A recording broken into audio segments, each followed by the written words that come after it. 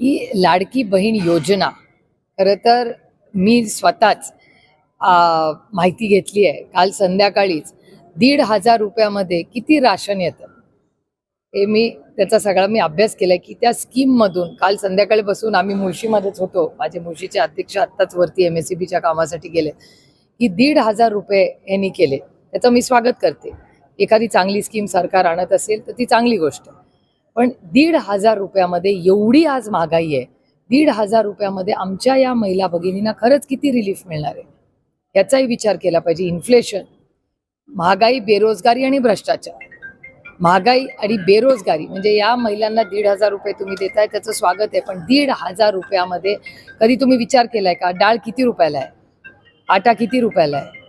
कोणीतरी जाऊन म्हणजे आता माझ्याच बरोबर चला किराणा मालाच्या दुकानात महिन्याभराचं सामान तरी 1,500 रुपयात भाजी आणि हे 1,500 रुपये पुरण्यासारखं आहे का? विचार करून सांगावं कोणीतरी.